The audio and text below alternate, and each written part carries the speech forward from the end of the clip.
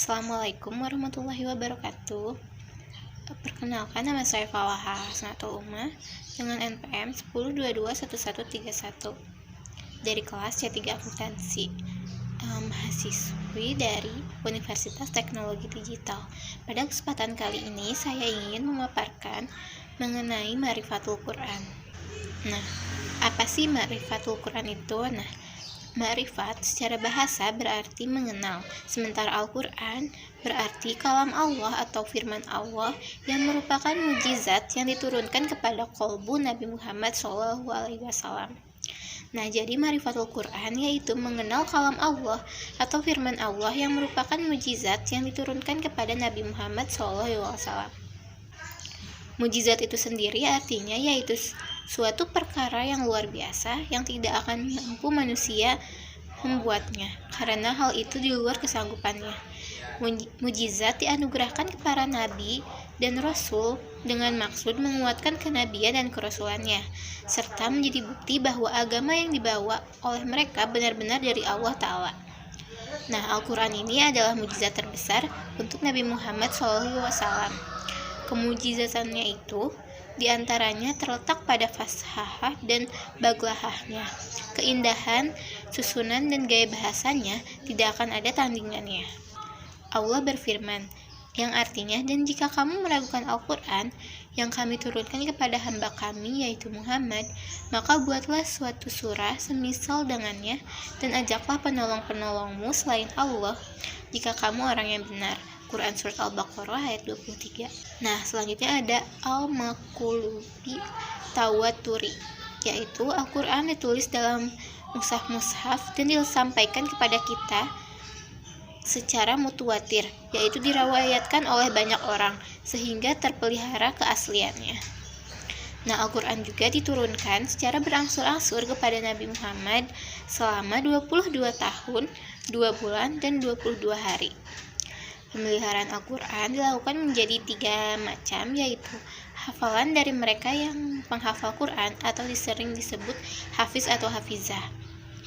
Lalu yang kedua dengan naskah-naskah yang ditulis untuk Nabi, dan yang ketiga naskah-naskah yang ditulis oleh mereka yang pandai menulis dan membaca untuk dirinya mereka.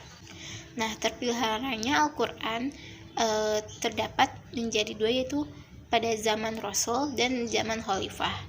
Ketika zaman Rasul, setiap ada ayat yang diturunkan, Nabi segera menyuruh para sahabat untuk menghafal dan menuliskannya di batu, kulit binatang, pelepah tamar, dan apa saja yang dapat dipakai untuk ditulis. Nabi menerangkan bagaimana ayat-ayat itu disusun dalam surah, yang mana dahulu dan yang mana yang kemudian. Kesaksian tentang hal ini disampaikan oleh Utsman bin Affan. Sementara pada zaman Khalifah, yaitu berdasarkan usulan Umar bin Khattab pada masa pemerintahan Abu Bakar, diadakan proyek pengumpulan Al-Quran. Hal ini dilatar belakangi oleh peristiwa gugurnya 70 orang penghafal Al-Quran dalam perang Yamamah. Zaid bin Sabit ditugaskan untuk melakukan pekerjaan tersebut. Ia kemudian mengumpulkan tulisan Al-Quran dari daun, pelepah kurma, batu, tanah kertas, tulang unta atau kambing, dan dari sahabat-sahabat yang menghafal Al-Quran. Lalu ada Al-Muta'ah Badu Bitilawati, yaitu membaca Al-Quran itu bernilai ibadah. Banyak sekali hadis-hadis Nabi SAW yang mengungkapkan bahwa membaca Al-Quran merupakan bentuk ibadah kepada Allah yang memiliki banyak keutamaan. Kemudian ada Asmaul Quran atau nama-nama Quran. Asmaul Quran yang pertama yaitu Alkitab atau pedoman hidup. Al-Quran diturunkan kepada kita sebagai pedoman hidup kita. Yang kedua yaitu Al-Huda atau petunjuk. Karena Al-Quran berupa pedoman hidup, maka Al-Quran menjadi petunjuk dalam hidup manusia. Yang ketiga yaitu Ar-Rahmat atau rahmat. Yang keempat itu ada An-Nur atau cahaya, yang mana manusia itu akan dibawa oleh Al-Quran dari kegelapan menuju cahaya atau kebenaran. Yang kelima yaitu ada Ar-Ruh atau ruh. Yang keenam yaitu Asyifa atau obat. Yang ketujuh yaitu kebenaran. Lalu pelajaran, berita gembira, dan juga pengingat. Kemudian ada Makanatul Quran atau kedudukan Al-Quran. Manakatul Quran yang pertama yaitu berisi berita dan kabar. Dalam Al-Quran berisi berbagai berita dan kabar, baik itu berita masa lalu maupun berita kabar yang akan datang. Misalnya seperti akan datangnya hari kiamat, akan datangnya hari dimana kita akan dihisab, dan lain-lain. Yang kedua, kitabul hukmi wasyariah, yaitu dalam Al-Quran banyak berisi tentang hukum-hukum dalam kehidupan. Yang ketiga yaitu kitabul juhad, yaitu kitab jihad. Yang keempat yaitu kitabul tarbiyah, yang dimana Al-Quran dapat dijadikan sebagai kitab pendidikan. Dan yang kelima yaitu pedoman hidup, yang mana Al-Quran menjadi petunjuk dalam kehidupan manusia. Selanjutnya ada muqtada al-iman bil Quran, yaitu tuntutan iman kepada Quran, yaitu berhubungan erat dengan Al-Quran. Nah, yang pertama adalah membacanya. Nah, unsur yang paling rendah yaitu membaca Al-Quran. Seberapa kuat hubungan kita dengan Al-Quran, yaitu dapat dilihat dengan sebanyak-banyaknya kita membaca Al-Quran. Nah, yang kedua yaitu ada memahaminya.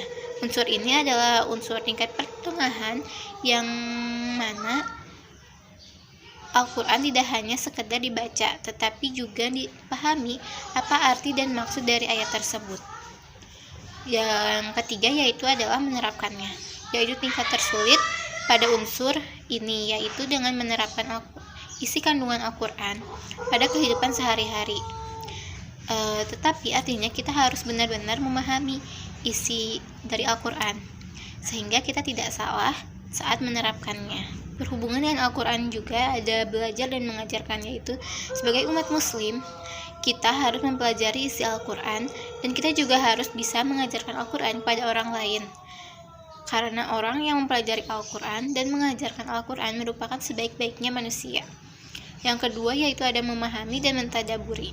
Dengan memahami dan mentadaburi, maka akan menguatkan iman, mensucikan hati, khusyuk dalam tangisan, akan mudah dalam menteladani akhlak Rasulullah, dan akan selalu mendapatkan solusi dalam masalah kehidupan. Lalu ada melaksanakan. Kita tidak cukup jika hanya memahami isi Al-Quran, tapi kita juga harus mengamalkan isi Al-Quran dalam kehidupan sehari-hari kita. Selanjutnya ada menghafal dan memeliharanya.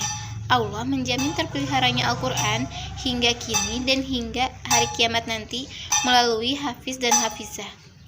Dari merekalah ayat Al-Quran terjaga kemurniannya. Lalu ada mentadarbiyah diri, merujuk pada upaya seseorang untuk memperbaiki diri, mengembangkan dan mendidik dirinya dengan Al-Quran. Lalu ada menerima dan tunduk dengan hukumnya. Sudah sepatutnya bagi kita atau umat manusia, terutama seorang muslim, untuk menerima dan menjalankan hukum-hukum yang tertera di dalam Al-Quran. Lalu ada menyeru. Sebagai umat muslim, kita memiliki kewajiban untuk mengamalkan isi Al-Quran, salah satunya yaitu dengan mengajak orang untuk tunduk pada hukum yang terdapat di Al-Quran. Dan yang terakhir ada menegakkan Quran di bumi. Manusia diciptakan dengan tujuan untuk menjadi khalifah di muka bumi. Menjadi khalifah tersebut dengan tugas yaitu menegakkan Islam. Nah, salah satu menegakkan Islam yaitu dengan menegakkan Al-Quran di bumi. Mungkin itu saja yang bisa saya sampaikan. Mohon maaf apabila ada kesalahan ataupun kekurangan. Billahi taufiq wal hidayah. Wassalamualaikum warahmatullahi wabarakatuh.